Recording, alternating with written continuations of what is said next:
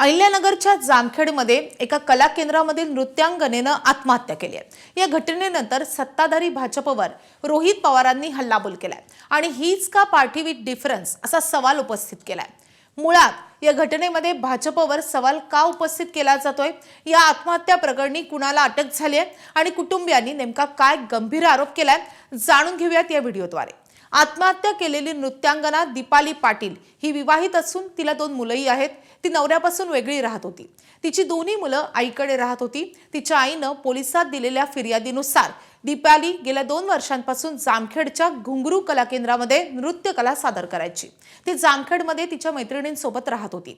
माजी नगरसेवक संदीप गायकवाड हा लग्नासाठी तिच्या मागे तगादा लावत होता आणि याच दबावामधून आणि संदीप गायकवाडच्या त्रासाला कंटाळून दीपालीनं आत्महत्या केल्याचा दीपालीच्या आईचा आरोप आहे। 4 तारखेला दीपाली बाजारात जाते असं सांगून बाहेर पडली।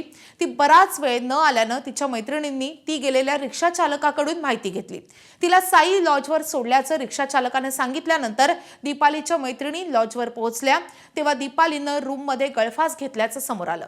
आत्महत्येस प्रवृत्त केल्याप्रकरणी संदीप गायकवाडवर गुन्हा दाखल करून त्याला अटकही करण्यात आले।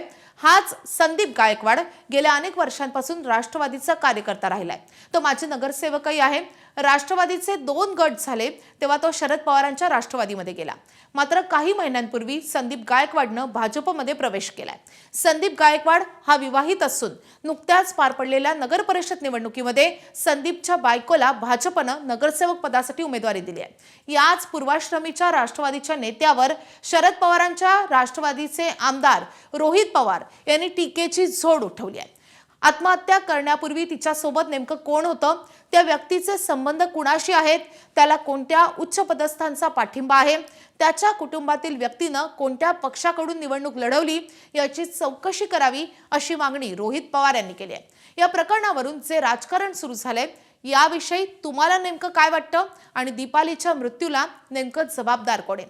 तुमची मतं तुम्ही कमेंट करून नक्की मांडा आणि अशाच महत्त्वाच्या व्हिडिओसाठी पाहत राहा एबीपी माझा।